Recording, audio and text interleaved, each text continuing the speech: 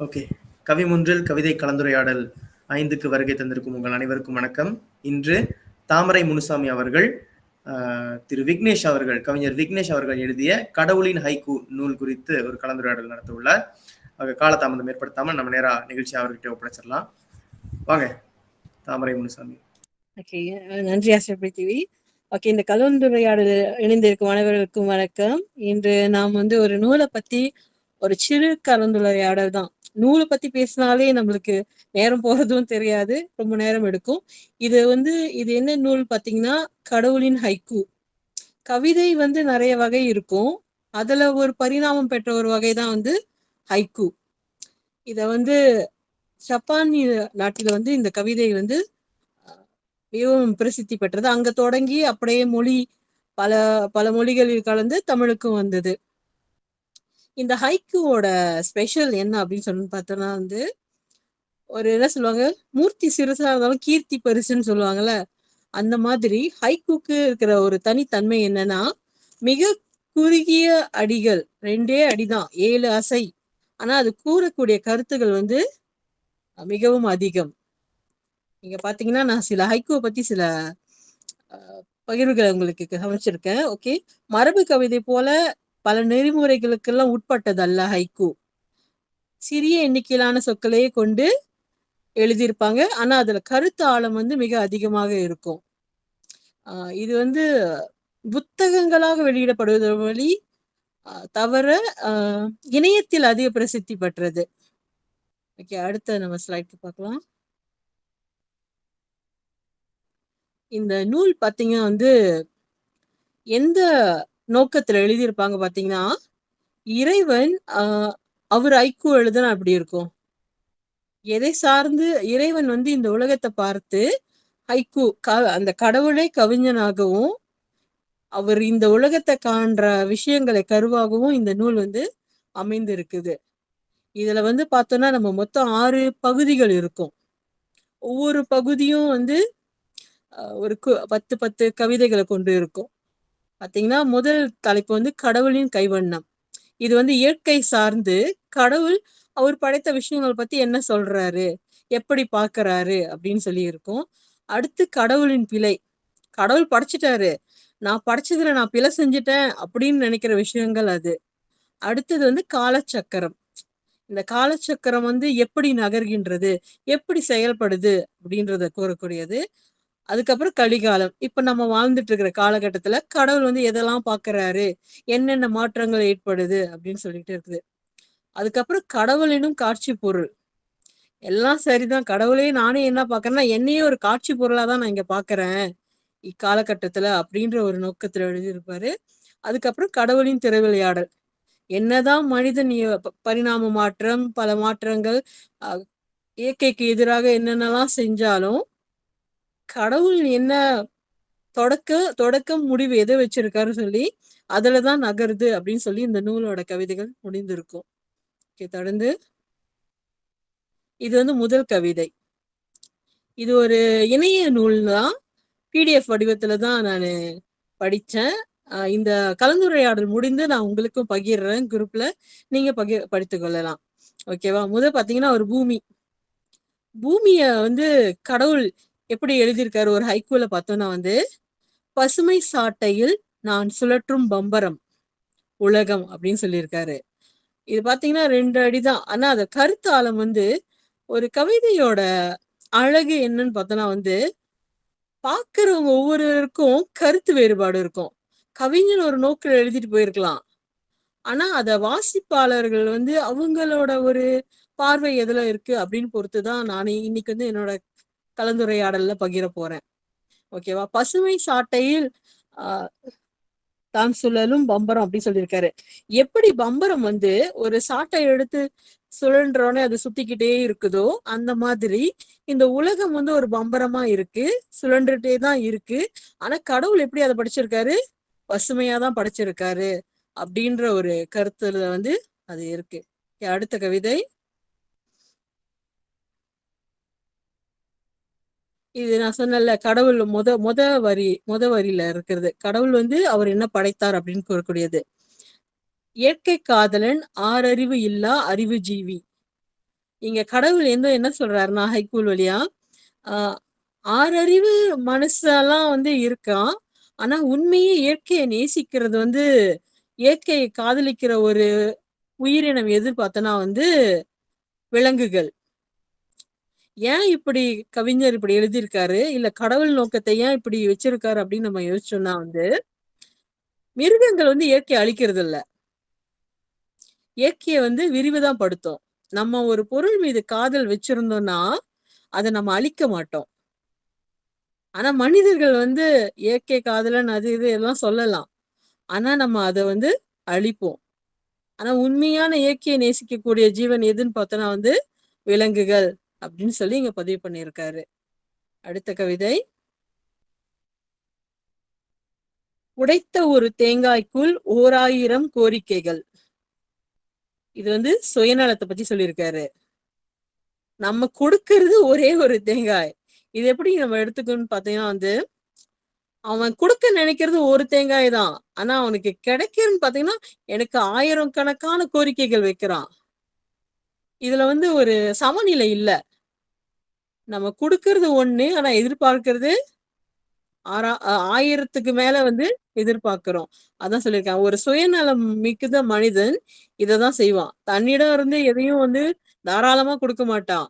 ஆனா தனக்கு கிடைக்கிறது மட்டும் தாராளமாவே கிடைக்கணும். அப்படின்ற மனிதரோட எண்ணத்த வந்து கடவுள் ஹைக்கூவா பாடியிருக்கிற மாதிரி இந்த கவிதை அமைஞ்சிருக்கும். ஓகே, அடுத்து.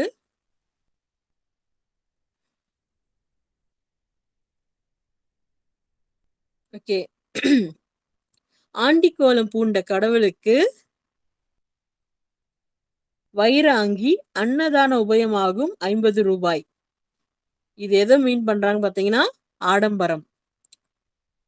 கடவுள் வந்து எனக்கு எதுவுமே வேணாம், நான் ஆண்டியாவே இருக்கிறேன் அப்படின்னு சொல்ற கடவுளுக்கு கூட வைர அங்கியை தான் வைக்கிறாங்களாம். ஆனா அங்க வர்ற ஏழைகள் ஒண்ணுமே இல்ல, உண்மையிலே நிஜமா ஆண்டியா வர்றவங்களுக்கும் அவங்க வைர அங்கி தான் வச்சிருக்கணும். ஏன்னா ஆண்டி கோலத்துல இருக்கிற கடவுளுக்கு வந்து வைர அங்கி வைக்கிறாங்க. ஆனா ஆண்டியா அங்க வர மனிதர்களுக்கு வந்து என்னது, ஒரு 50 ரூபாயில எதையாவது செஞ்சிடலாம் அப்படின்னு சொல்லி நினைக்கிறாங்க. என்ன சொல்லுவாங்க, எனக்கு எதுவுமே வேணாம், நான் ஆண்டியாவே இருக்கிறேன்னு சொல்ற கடவுளுக்கு மட்டும் வைர அங்கி வைக்கிறாங்க. ஆண்டி கோலத்துல இருந்து விடுபட நினைக்கிற மனிதர்களுக்கு வந்து அதை நாம் செய்யறது இல்ல. அதுதான் ஆடம்பரமா இங்க வந்து கடவுள் பாக்குறாரு அப்படின்னு சொல்லி கவிஞர் இங்க முன் வச்சிருப்பாரு.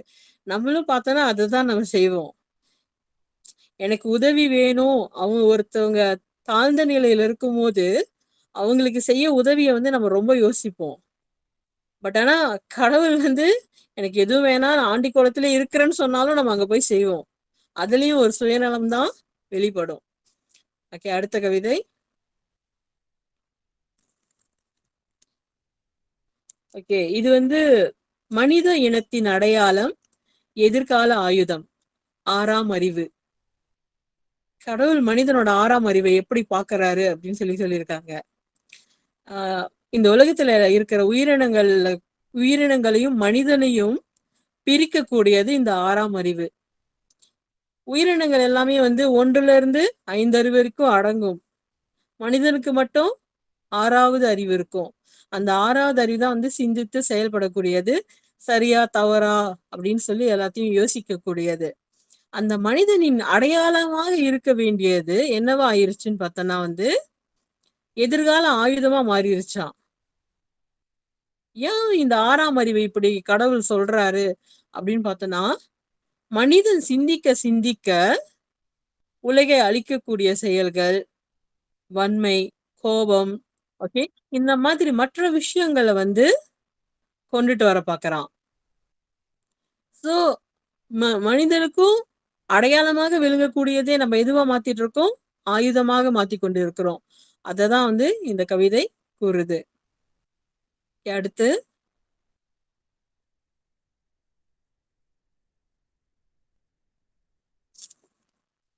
ஓகே, இது பாத்தீங்கன்னா மாடர்ன் நோக்கு வர்மம் கையடக்க அழகி. இது எதை குறிப்பிடுறாங்க பாத்தீங்கன்னா கைபேசி.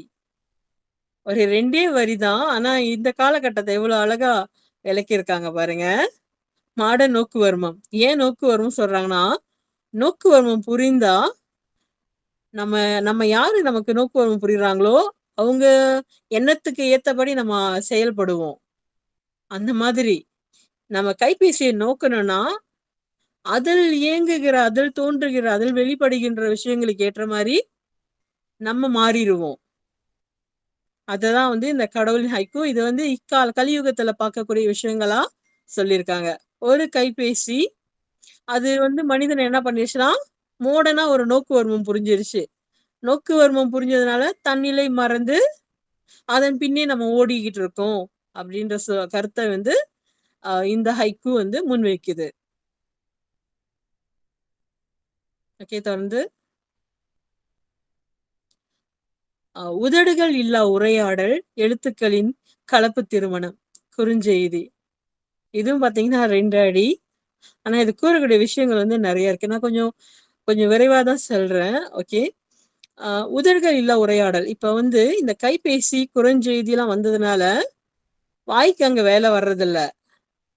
எதா இருந்தாலும் டெக்ஸ்ட் பண்ணு, மெசேஜ் பண்ணு. ஓகே. அததான் நம்ம செய்யறோம். ஓகே. அங்க வாய் இருக்கணும்னு கூட அவசியம் இல்ல. முன்பெல்லாம் உரையாடல் நிகழும்னா வாய் இருக்கணும். இப்ப கைபேசி, குறுஞ்செய்தி இருக்கிறதுனால உதடுகள் இல்லா உரையாடலாகவே நடக்குது. தட்டச்சு செய்தே நம்ம கூற வேண்டிய கருத்துக்களை சொல்லிடுறோம். எழுத்துக்களின் கலப்புத்திறம்னு இவர் சொல்றது என்னன்னு பாத்தீங்கன்னா வந்து மொழி சிதைவை கூட மீன் பண்ணியிருக்கலாம். கடவுள் எதை பாக்குறாரு? முன்னெல்லாம் பேச்சுவார்த்தை நடக்கும்போது இந்த சுருங்க கூறுது. இப்போ வந்து வெல்கம் WLC அப்படின்னு நம்ம சொல்ல மாட்டோம் பேச்சு வழக்குல.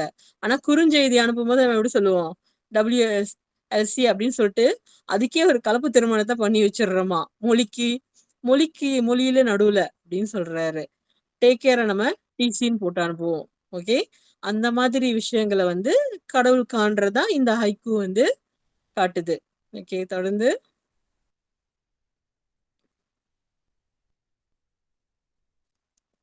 ஓகே.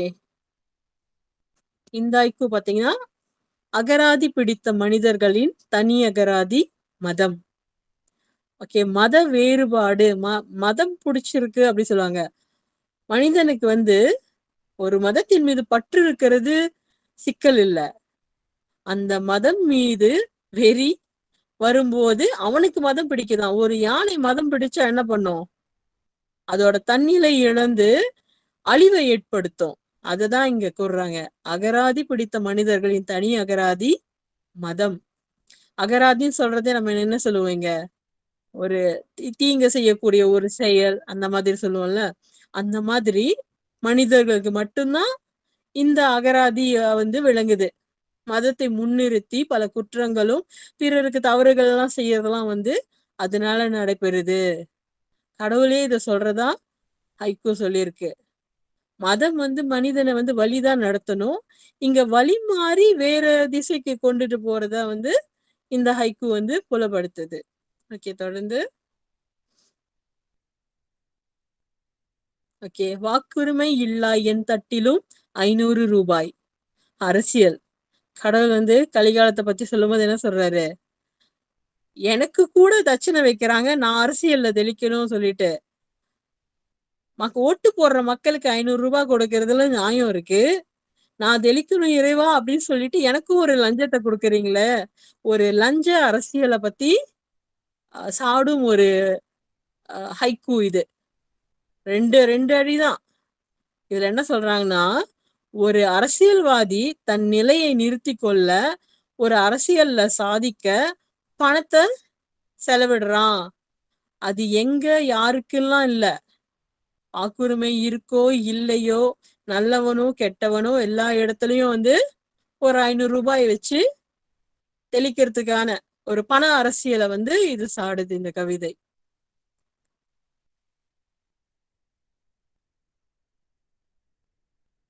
ஓகே.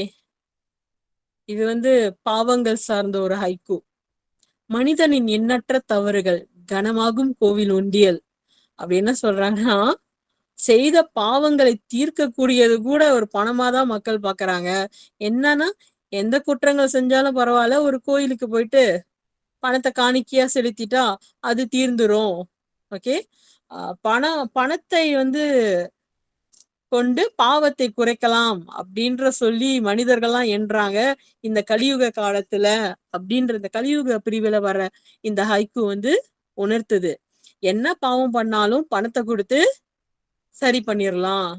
இது வந்து வெளியில மட்டும் நடக்கல, ஏன் முன்னுக்கு கூட நடக்குது அப்படின்னு தான் கடவுள் வந்து இந்த ஹைக்கூல சொல்றாரு. மனிதனின் எண்ணற்ற தவறுகள் கனமாகும் கோவில் உண்டியல், பணம் செலுத்தினா பாவம் குறையும் அப்படின்ற ஒரு உலக நோக்குல போயிட்டு இருக்காங்க அப்படின்னு சொல்லி இந்த ஹைக்கூ புரிய வைக்குது. ஓகே, தொடர்ந்து. ஓகே, வாழ்ந்து பார்ப்பது சிலரை வாழ வைத்து பார்ப்பது. வாழ்க்கைய கடவுள் எப்படி பார்க்கிறார் அப்படின்னு வந்து இந்த ஹைக்கூ வந்து கூறுது. வாழ்க்கைன்றது வந்து எப்படி இருக்கும்னு பார்த்தோன்னா வந்து கவலையோடு சோர்ந்து உட்காந்து ரொம்ப யோசிக்கக்கூடிய விஷயமாலாம் இல்ல. வாழ்க்கைனா வாழ்ந்துதான் பார்க்கணும். வாழ்ந்து பார்க்கறத விட்டுட்டு யோசித்தல் மட்டும் ஒரு வாழ்க்கையே அமையாது. சிலரை வாழ வைத்து பார்ப்பது. ஒண்ணு தான் வாழணும், பிறரையும் வாழ வைத்து பார்க்கணும், அதுதான் வாழ்க்கை அப்படின்னு சொல்லி கடவுள் ஒரு ஹைக்கூவா இதை ஒண்ணு படைச்சிருக்காரு. ஓகே, அடுத்து இது அந்த புத்தகத்துல இடம்பெற்ற கடைசி ஹைக்கூ கவிதை.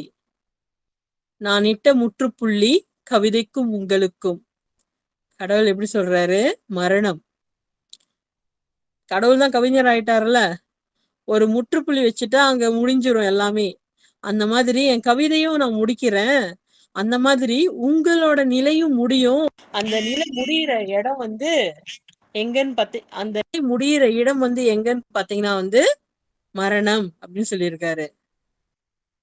எல்லாருக்குமே ஒரு முடிவு இருக்குது, அந்த முடியிற இடம் வந்து மரணம் அப்படின்னு சொல்லி இந்த புத்தகத்தோட கவிதை தொகுப்பு வந்து முடிஞ்சிருக்கும். இந்த கவிதை தொகுப்பை நான் தேர்ந்தெடுத்ததுக்கு வந்து என்ன காரணம் அப்படின்னு பார்த்தோன்னா வந்து, ஒரு நீண்ட கவிதை நிறைய படிக்கணும் அப்படின்ற விஷயங்கள் எதுவுமே இல்லை.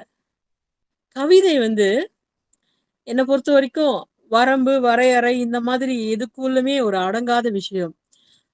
நீங்க கவிதை எழுதுறீங்களா, இது ஒரு மோசமான கவிதை, இது ஒரு தேரா கவிதை அப்படின்னு நம்ம எதையுமே வந்து சொல்ல முடியாது. கற்பனைக்கு அடிப்படை வந்து கவிதைக்கு அடிப்படை வந்து கற்பனை. அந்த கற்பனை வந்து ஒவ்வொரு ஆளுக்கும் வந்து வேறுபடும். ஆனா இப்ப எப்படின்னா வந்து கவிதை வந்து ஒரு குழந்தை மாதிரி. அந்த கவிதையை வந்து எப்படி வளர்ந்து ஒரு நல்ல நிலைக்கு கொண்டு போறதுதான் வந்து நம்மளோட திறமை, அறிவு. இப்ப வந்து கருத்து பதிவு செய்யும் போது ஒரு கவிதையை வந்து விமர்சிக்கிறாங்க அப்படின்னு பார்த்தோன்னா அதுல என்ன விமர்சிக்கப்படுது அப்படின்னு சொல்லி நம்ம தெரியணும். இப்ப பெரும்பாலும் பாத்தீங்கன்னா முன்ன காலத்துல வந்து புது கவிதையை வந்து மரபு கவிதைக்கு கிடைத்த சாபம்னு சொல்லுவாங்க. ஐயோ, மரபு கவிதையை கொலை பண்ணி புது கவிதை எழுதுறாங்க அப்படின்னு தான் வந்தது. ஆனா படிப்படியாக மாற்றம் அடையும் போது புது கவிதைக்கான இடங்கள் அங்க கிடைச்சது. அந்த மாதிரிதான் ஹைக்கூ வந்த புதுசும் அப்படிதான். அது என்னது 2 அடியில ஒரு கவிதை? ஒரு கவிஞர்லாம் நீண்ட தாராளமா எழுதணும், அப்பதான் கருத்தை சொல்ல முடியும் அப்படின்ற ஒரு கருத்து.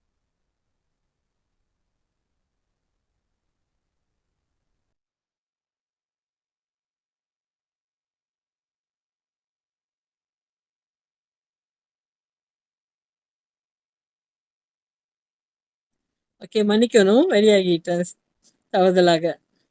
இணையத்தில் ஏதாவது ப்ராப்ளம் இருந்திருக்குன்னு நினைக்கிறேன். ஸோ அந்த மாதிரி தான் உங்களுக்கு கவிதை எழுதணும்னு தோணுச்சுன்னா கிறுக்கல்கள் ஆரம்பிங்க, ஒரு வரியில ஆரம்பிங்க, 9 வரியில ஆரம்பிங்க. எப்ப நீங்க ஐயோ கட்டுப்படுத்தணுமே கவிதை அப்படின்னு நீங்க நினைக்கிறீங்களோ அந்த இடத்துல உங்களுக்கு சிக்கல் வரும். குறைகள் இருக்குன்னா அந்த குறைகளை சரிப்படுத்த கவிதை மேம்படும் அப்படின்னு நான் இந்த கருத்துரையாடலை வந்து முடிக்கிறேன். உங்களுக்கு எதுவும் கேள்விகள் இருந்தா இல்ல இத நீங்க பார்த்த வரைக்கும் எனக்கு தோன்றாத வேறு கருத்துகள் ஏதாவது கவிதையில இருந்தா நீங்க பகிரலாம். ஓகே, மிக்க நன்றி ஆசிரியை தாமரை முனுசாமி அவர்களுக்கு.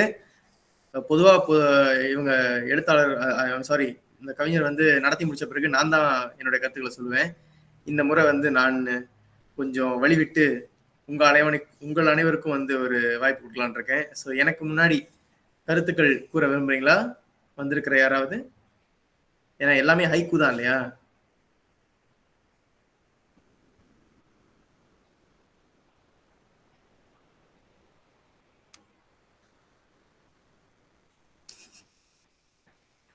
சரி, அப்ப வழக்கம் போல நானே பேசிடுறேன். ஓகே. நான் இதுல இருந்து ஒரு 2 கவிதைகளை எடுத்துக்கலான் இருக்கேன். ரொம்ப பிடிச்சிருந்தது எனக்கு இந்த இயற்கை காதலன், ஆறறிவு இல்லா அறிவுஜீவி, விலங்குகளை குறித்து அவங்க சொல்லியிருந்த இந்த கவிதை. இது எனக்கு இன்னொரு புகழ்பெற்ற ஒரு ஹைக்கூ கவிதையை ஞாபகப்படுத்துது. என்ன அப்படின்னு சொன்னா, அவங்க ஏற்கனவே சொன்னாங்க இல்லையா, ஹைக்கூவின் பிறந்த இடம் ஜப்பான். ஹைக்கூங்கிறதே ஜப்பானிய பாஷை தான். ஸோ ஹைக்கூவின் பிறந்த இடம் ஜப்பான்ங்கிறதுனால ஒரு ஜப்பானிய ஹைக்கூ கவிதையை வந்து இது எனக்கு நினைவுபடுத்தியது. அது வந்து கவிஞர் பேர் வந்து பூசன், அவரும் ஜப்பானியர் தான். அவர் எழுதின 3 வரி ஹைக்கூ கவிதை இது. இருண்ட காட்டில் கோடரி பேசும் மரங்கொத்தியுடன். இவ்வளவுதான் அந்த ஹைக்கூ முடிஞ்சது. ஸோ இருண்ட காட்டில் கோடரி பேசும் மரங்கொத்தியுடன்னா டக்குன்னு படிக்கும்போது நமக்கு சரியா விளங்கல இல்லையா? ரொம்ப சிம்பிள். காடு இருண்டு கிடக்கும் பொழுது, அதாவது நைட் டைம்ல, மரங்கொத்தி அதனுடைய வாழ்வாதாரத்துக்காக மரத்தை கொத்திட்டு இருக்குது. அது அதோட வேலை.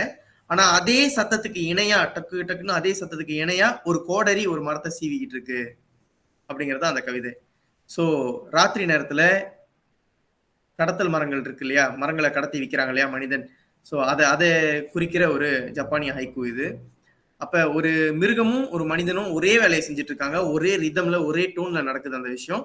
ஆனா இவங்க எதுக்கு செய்யறாங்க, மிருகம் எதுக்கு செய்யுது அப்படிங்கிற மாதிரி ஒரு கவிதையா அந்த ஹைக்கூவை நான் பார்த்தேன். இதுவுமே வந்து அந்த ஹைக்கூ எனக்கு நினைவுபடுத்தியது. இயற்கை காதலன், ஆறறிவு இல்லா அறிவு ஜீவி தான் இயற்கையின் காதலன், நம்ம கிடையாது அப்படின்னு சொல்லி. ஸோ இப்போ ஒராங்க அஸ்லி கூட பாத்தீங்கன்னா அவங்களும் காடை விட்டு டவுனுக்கு வந்துட்டாங்க. நிறைய பேர் வந்து காட்டை விட்டு நம்மள மாதிரி டவுனுக்கு வந்தாச்சு. இடையில வந்து ஜிகர்தண்டா டபுள் எக்ஸ்னு ஒரு திரைப்படம் வந்தது. இன்னமும் காட்டுல வாழ்ற மக்களை பத்தி அந்த படத்துல காமிச்சிருந்தாங்க. ஸோ அவங்களும் வந்து இயற்கை காதலர்கள்ல ஒரு ஒரு இடத்த சேருவாங்க. ஏன்னா நம்ம நல்லா யோசிச்சு பார்த்தோம்னா, இப்ப நம்ம வாழ்ற வாழ்க்கையில நம்ம தயாரிக்கிற பொருள்கள்ல நம்ம பயன்படுத்துற விஷயங்கள்ல குப்பைன்னு ஒண்ணு உருவாகுது, கழிவுன்னு ஒண்ணு உருவாகுது. அந்த கழிவை வந்து டிஸ்போஸ் பண்றதுக்கு பயங்கர கஷ்டப்படுறோம். அதுக்குன்னே தனியா மில்லியன் கணக்குல செலவு பண்றோம். கழிவு தீவுன்னு ஒரு இடமே உருவாகிருச்சு. அதாவது கடலுக்கு நடுவுல இவங்க எல்லாரும் போட்ட கழிவுகள் ஒரு குப்பை தீவா மிதக்குது. அது கழிவு தீவாவே ஒரு பெயர் வந்துருச்சு. அதை நீங்க சரிப்படுத்தணும்னா ரொம்ப அதிகமா பணம் தேவைப்படுது. ஆனா மனிதர்கள் காட்டில் வாழ்ந்த காலத்துல கழிவுன்னு ஒன்னே கிடையாது. நல்லா யோசிச்சு பார்த்தோம்னா, வாழைப்பழம் சாப்பிடுவாங்க, தோலை தூக்கி போடுவாங்க, மக்கிரும், முடிஞ்சது. மலம் கழிப்பாங்க, மண்ணு போட்டு மூடுவாங்க, மக்கிரும், முடிஞ்சது. ஸோ எதுக்குமே வந்து நம்ம வந்து கழிவுப் பொருட்கள் வேஸ்டேஜ்னு நம்ம ஒன்று தயாரிச்சதே கிடையாது. ஆனா இப்ப நம்ம வாழ்ந்துட்டு இருக்கிற இந்த சிட்டி வாழ்க்கையில இது எல்லாமே நமக்கு தேவைப்படுது. உலகத்தை அழிச்சிட்டும் வருது. ஆனா அதுல இருந்து விடுபட முடியாத ஒரு நிலைமையில நாம இருக்கோம். ஆனா இது ஒரு காலத்துல கண்டிப்பா மாறும்.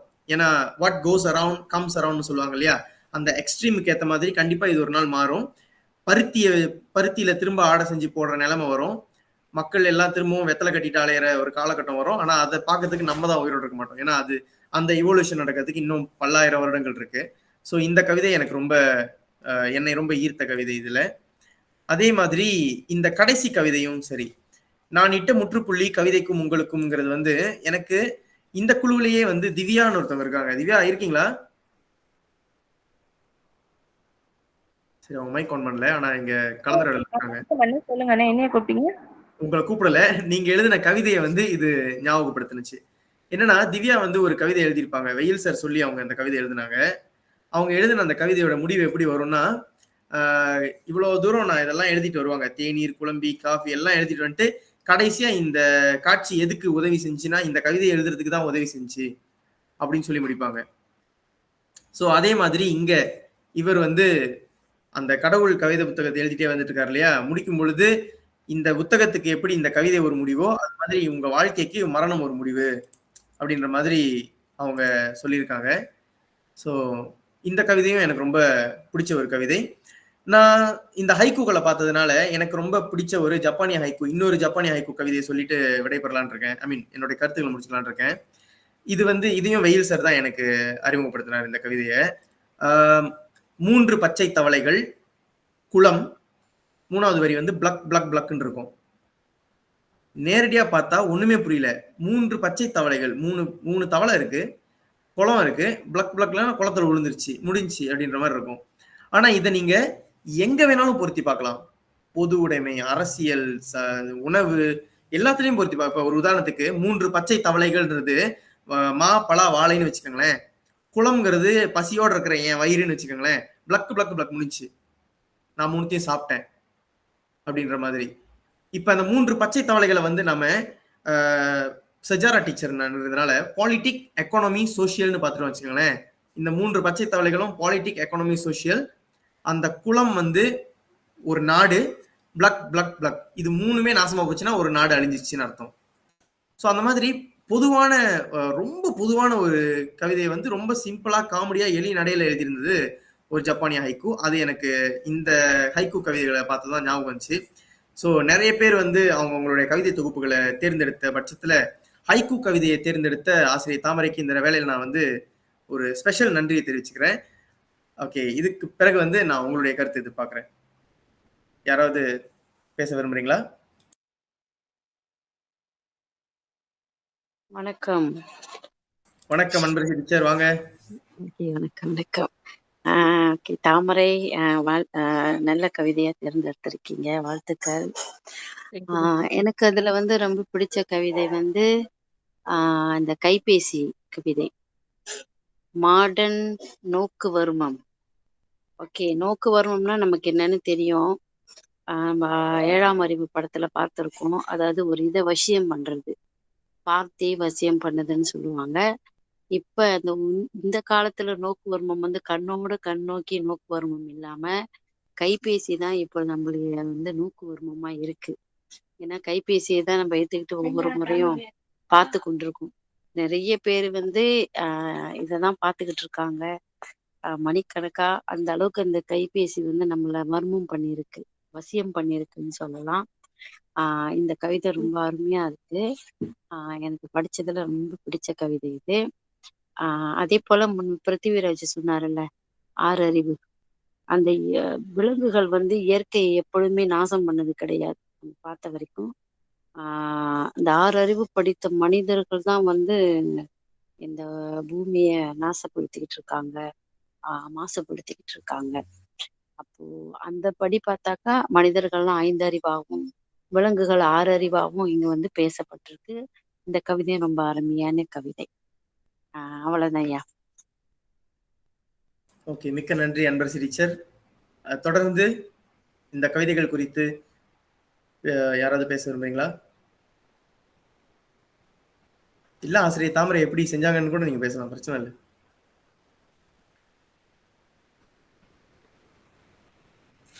வணக்கம். வணக்கம் சுரேன், வாங்க.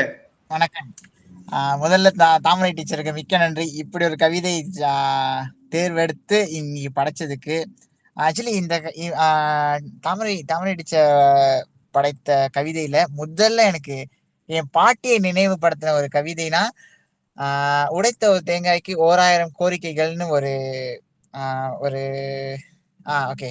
இந்த இது எப்பயுமே என் பாட்டி என்ன சொல்லுவாங்கன்னா, நீ சாமி கும்பிடுறன்னா பொது நலமா கும்பிடு, சுயநலமா கும்பிடாத.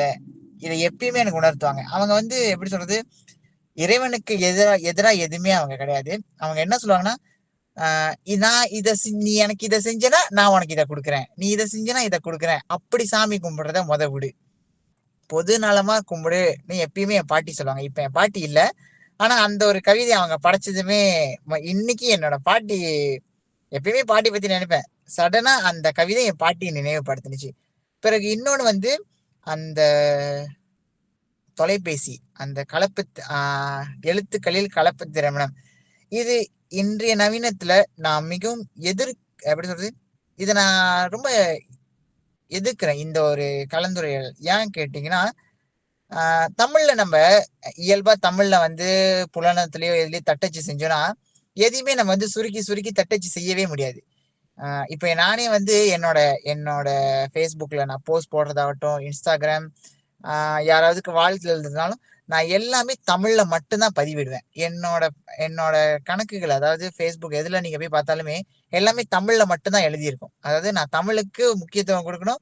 என்னோட ஜிமெயில் எல்லாமே தமிழ் தான். ஈவன் மேப்ஸ் கூட எனக்கு தமிழ் தான் சொல்லும். என்னோட நண்பர் யாராவது என் கூட பயணிச்சா கூட நண்பர் இதுதான் சொல்லுவாங்க, நீ உன்னோட மட்டும் ஏன் தமிழ்ல பேசுது? நான் சொல்லுவேன், நமக்குன்னு இருக்கிற ஒரு மொழியை ஏன் பயன்படுத்தக்கூடாதுன்னு சொல்லி இவ்வளோ தமிழ்ல வந்து எதையுமே வந்து கட் பண்ண முடியாது. ஆனா இந்த இங்கிலீஷ்னு வர்றப்ப ரொம்ப எப்படி சொல்றது, பை த வே, BTW இந்த மாதிரி எழுத்துக்களை எல்லாம் சேர்த்து சேர்த்து வைக்கிறத வந்து நான் கடுமையா எதிர்க்கிறேன். ஆக்சுவலி அந்த அவங்க படைச்சப்ப ஓகே அந்த ஒரு இது எனக்கு பிடிச்சிருந்துச்சு. பட் இருந்தாலும் நடைமுறையில அதை என்னால ஏற்றுக்கொள்ள முடியவில்லை. நன்றி. வணக்கம் ஐயா. மிக்க நன்றி சுரேன். அவர் சொன்ன அந்த பாட்டி ஏரியா வந்து எனக்குமே கூட நிறைய உடன்பாடு இருக்கு அதுல. ஏன்னா கடவுளுக்கு நாம யாரு கொடுக்கறதுக்கு அப்படின்னு தான் எனக்கு தோணும். முன்னெல்லாம் சின்ன வயசுல இருந்து இப்போ வரைக்கும் அது தோண்டிதான் இருக்கும். அவர் படைச்ச உலகம்ன்றாங்க, அவர் உருவாக்கின தென்னை மரம்ன்றாங்க, அவர் உருவாக்கின தென்னை மரத்துல உருவான தேங்காய்ன்றாங்க. அதை பறிச்சு அவருக்கே கொடுக்குறோம் பார்த்தீங்களா? அது எனக்கு இன்னமும் விந்தையா தான் இருக்கு. அதுக்குன்னு நானும் கடவுள் எதிர்ப்பாளர் கிடையாதுயா, நல்லா சாமி கும்பிடுவேன், அதெல்லாம் ஒன்றும் சஷ்டி வந்துச்சு விரதெல்லாம் எடுத்தேன், அதெல்லாம் பிரச்சனை இல்லை. சில பல விஷயங்கள்ல நிறைய முரண்பாடு இருக்கத்தான் செய்யுது. அது எல்லா மதங்களுக்கும் சரி, எல்லா இனங்களுக்கும் சரி. ரைட், அடுத்தது இருக்கிறதே 2 டீச்சர்ஸ் தான், கார்த்திகா டீச்சர், தமிழ்செல்வி டீச்சர். எனக்கு பிடிச்ச கவிதைனா குறுஞ்செய்தி, உதடுகள் இல்லாத உரையாடல். எனக்கு அது ரொம்ப பிடிச்சிருந்துச்சு. அந்த கவிதை இப்போ நம்ம வாழ்த்து கூட நம்ம என்ன செய்யறோம்னா, வாயால் நம்ம வாழ்த்து கூட சொல்றதில்ல, எல்லாமே டைப்பிங் தான். இன்னொன்று, இந்த டைப் பண்ணுறது கூட ஆங்கிலம், தமிழ் மொழி, மலை இதெல்லாம் கலந்து தான். அங்கே ஒரு சற்று முன்பு ஒரு சுரேன் சொன்னார் பாருங்க, அந்த மொழியில கூட ஒரு மொழியை நம்ம பயன்படுத்துவோம். இப்போ பார்த்தீங்கன்னா ஒரு ஸ்பெல்லிங் கூட தெரியாமல் போயிடும் நாளடைவில். பார்த்தீங்கன்னா இப்போ நம்மளை விட்டுருவோம். ஸோ அடுத்த ஜெனரேஷன்லாம் பாருங்கள், இதை தான் இந்த மாணவர்கள் செய்வாங்க. இந்த மாணவர்கள் மட்டும் இல்லை, எல்லாமே இப்படி செய்யிட்டு வரும் பொழுது நம்ம அங்கே மொழியும் சரி, அந்த ஸ்பெல்லிங் மற்றது எல்லாமே அந்த இப்போவே நம்ம உதடுகள் இல்லாத ஒரு இடையில ஆயிடுச்சு. இன்னும் வருங்காலத்தில் பார்த்தீங்கன்னா எப்படி ஆகும்னு சொல்லவே முடியல. அதனால எனக்கு அந்த கவிதை ரொம்ப பிடிச்சிருந்தது. அடுத்து உடைத்த தேங்காய், அந்த கவிதை நான் எழுத முட்டுட்டேன் போது. உடைத்த ஒரு தேங்காய் நினைக்கிறேன், ஒரு தேங்காய் 1000 கோரிக்கைகள். ஓகேயா, அதாவது அதான் சற்று முன்பு நீங்கள் சொன்ன மாதிரி தான், பிரித்திவி சொன்ன மாதிரி, அதான் கடவுள்கிட்ட என்ன இல்லை, நம்ம வந்து நல்லது செஞ்சே போயிட்டே இருந்தாலே கடவுள் வந்து நமக்கு எல்லாத்தையும் நமக்கு கொடுப்பாரு. நம்ம போய் கொடுக்கணும் அப்படின்னு இல்லை. இன்னொன்று, தேங்காய்லாம் உடைக்கிறோம், அதுக்கு யாருக்கும் பயன்படாமல் தான் போகுது அது வந்து. ஸோ மற்றவங்களுக்கு பயன்படுறதா நம்ம கொடுத்தோன்னு சொன்னால் கடவுளும் வந்து நம்மளை ஆசீர்வதிப்பார். இப்போ வந்து அந்த சிதற தேங்காய் அதை மற்றவங்களும் அதை பயன்படுத்த முடியாமல் தானே போயிடும். அப்படி ஒரு வேண்டுதல் வைத்து நம்ம என்ன செய்ய போகிறோம்? இப்போ பிள்ளைங்கள்லாம் பார்த்தீங்கன்னா தைப்பூசத்தப்ப எவ்வளோ தேங்காய்கள் அதெல்லாம் வந்து என்ன செய்கிறாங்கன்னு தெரியல, அவ்வளோ சிதற தேங்காய் உடைக்கிறாங்க ஒவ்வொரு வருஷமும். அதெல்லாம் வந்து நம்ம வேணான்னு தான் தோணுது. அதை வந்து ஒரு சாப்பாடா, உணவு அந்த மாதிரி கொடுத்துட்டு போயிட்டா கூட இன்னும் மற்றவங்க அதை வந்து அதில் பயனடைவாங்க அப்படின்னு நினைக்கிறேன். இந்த 2 கவிதை தாயா, நன்றி.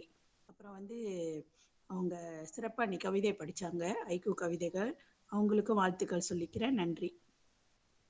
ஓகே, மிக்க நன்றி தமிழ்செல்வி டீச்சர். கார்த்திகா டீச்சர் வந்து ஒரு கவிதையை நமக்கு பகிர்ந்திருக்காங்க. எந்த விருந்தாளிக்கும் கத்தாதே காக்கையே, இங்க எங்களுக்கே உணவில்லை. இது வந்து நான் முத்துக்குமார் அவர்களுடைய ரொம்ப பிரபலமான ஒரு கவிதை. அது அவங்களை கவர்ந்த ஹைக்கூவில் ஒன்று அப்படின்னு தெரியப்படுத்தியிருக்காங்க. மிக்க நன்றி கார்த்திகா டீச்சர். ஸோ இதுவரையில் இந்த கலந்துரையாடலில் கலந்து கொண்டு கருத்துரைத்த உங்கள் அனைவருக்கும் நன்றி. ரொம்ப கொரோனா நாட்களாக இருந்தாலும் வாரம் தொடர்ந்து வந்திருக்கிறவங்களுக்கும் மிக்க மிக்க நன்றி. அடுத்த வாரம் 7ஆம் தேதி 12ஆம் மாதம் என்னுடைய கவிதை தொகுப்பு நான் தான் படிக்க போகிறேன். ஆனால் வந்து பள்ளியில் பக்கியமான் இருக்கு. ஸோ எதுவும் மாறுவாங்களா இல்லை என்ன ஏதுன்னு இப்போதைக்கு தெரியல. ஸோ கூடி சீக்கிரம் அது தொடர்பான விவரங்களை வந்து நான் குழுவில் பதிவிடுகிறேன். இன்னைக்கு வந்தவங்களுக்கு, இன்னைக்கு கவிதை படைச்ச ஆசிரியர் தாமரைக்கு மிக்க மிக்க நன்றி. ஓகே, இந்த